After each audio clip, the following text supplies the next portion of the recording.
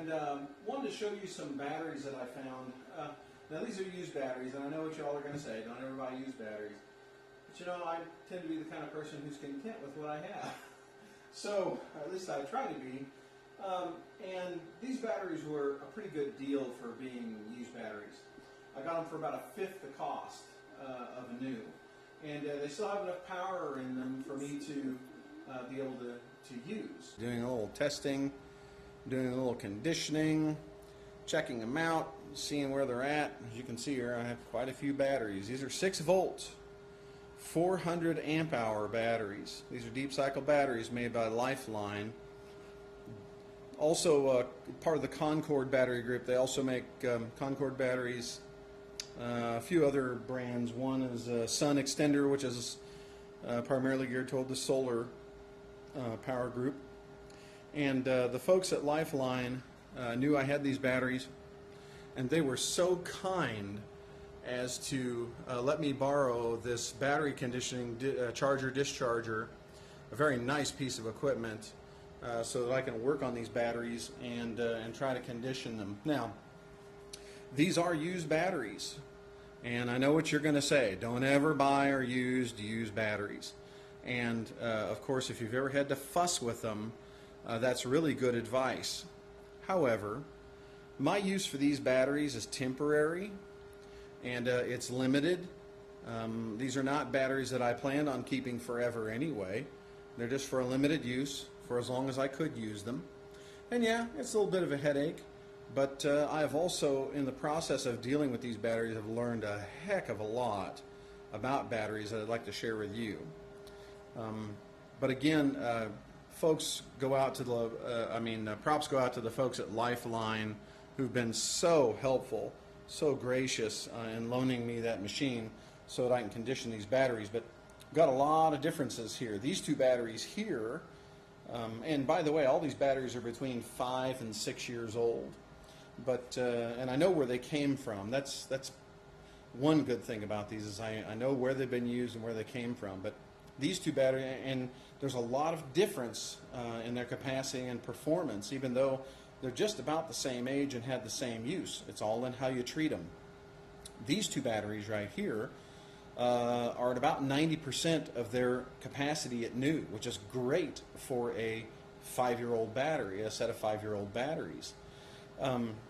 These 3 batteries right here, I have not had a chance to test yet. I did conditioning on all 3, but I have not been able to test their capacity yet. We'll see where they're at.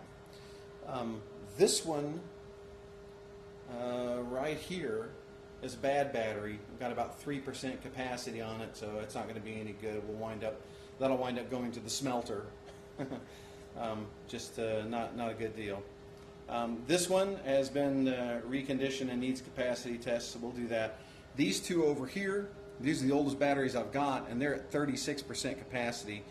That means about 145 amps or something like that out of a 400 amp hour battery. And then I have 2 that are on the machine right now being conditioned. They were charged when I first got them and brought them here. I charged them, let them sit for a little while, and now I'm conditioning them. They're starting to heat up, which isn't the best sign. It means that they are resistant to to accepting a charge. I mean, it means they're full as they can be. Right now, this terminal down here, 108 degrees. That terminal is 102. That terminal there is 101. This one's at 105, and the batteries themselves, battery bodies, 107 and 108. So they're starting to warm up. You don't want to let a lead acid or an AGM battery get above about 120 degrees. I know that they say 125, but I err on the safe side and say 120. But yeah, so we've got a lot of batteries here we're dealing with. And we're going to pick out the 8 best, and we're going to put them in the new solar generator. Okay, so let's talk about how a battery works. A battery is an electrochemical machine, basically, that uses sulfur, hydrogen sulfide actually, to react to lead inside plates inside the battery.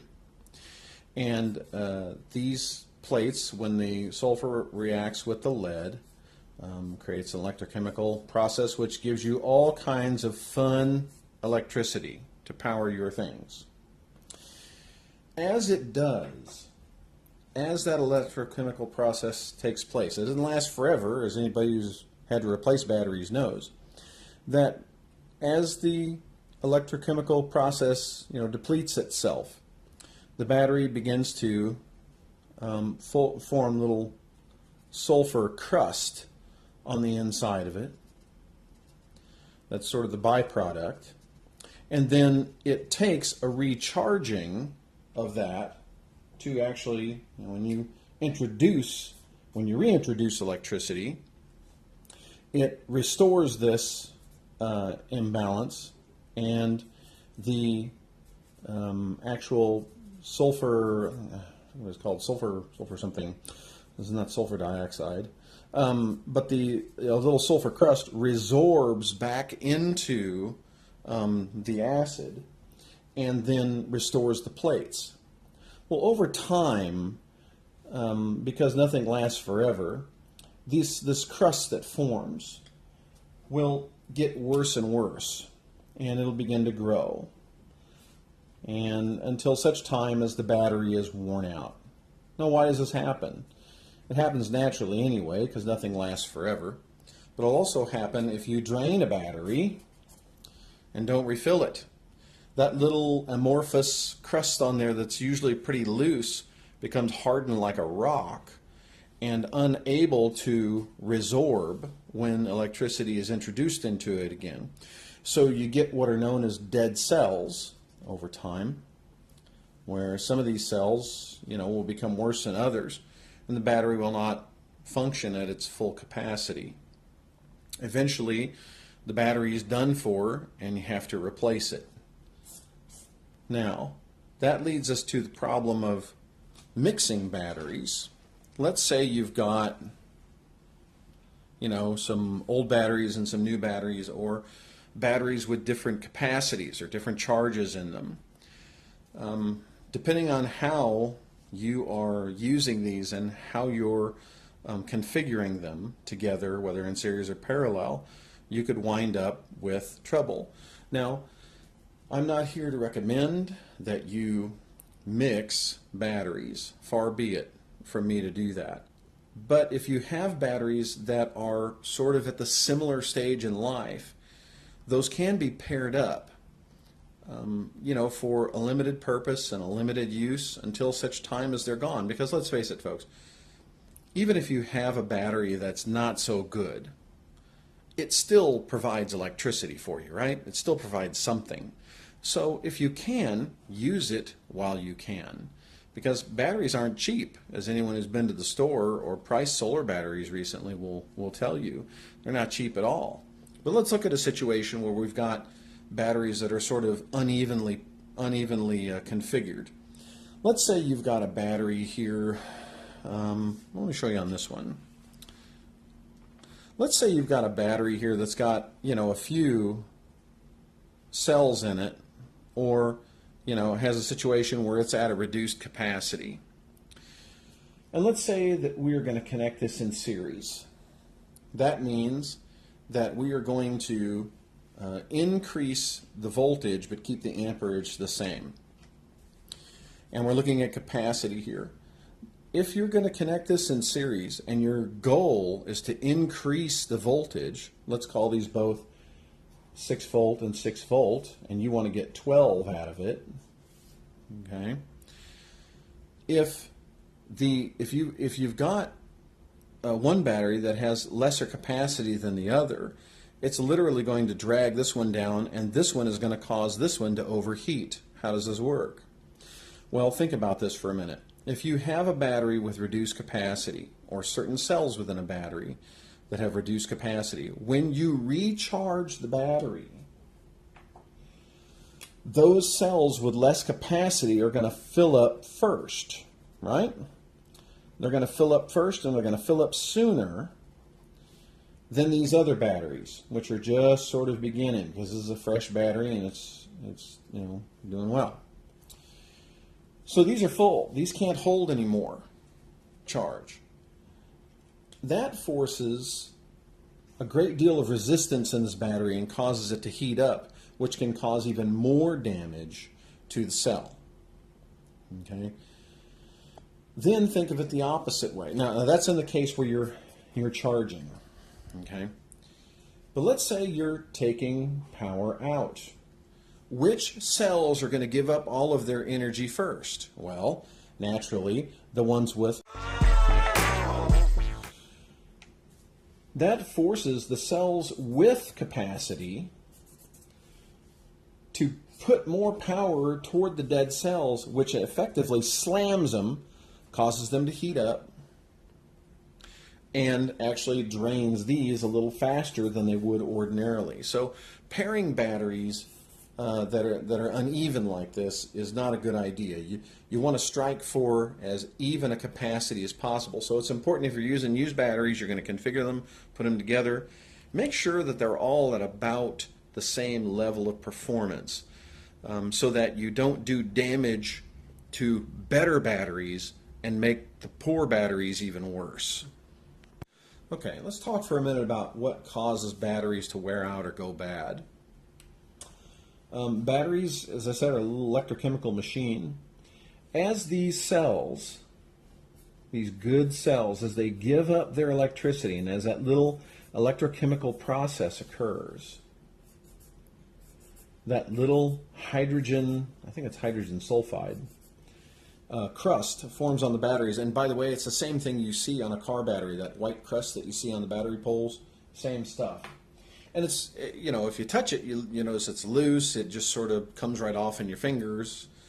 Be careful, rinse your hands off, or that stuff will burn your skin. But you'll notice it just sort of, washes or wipes right off. But over time, it can form a very hard crust.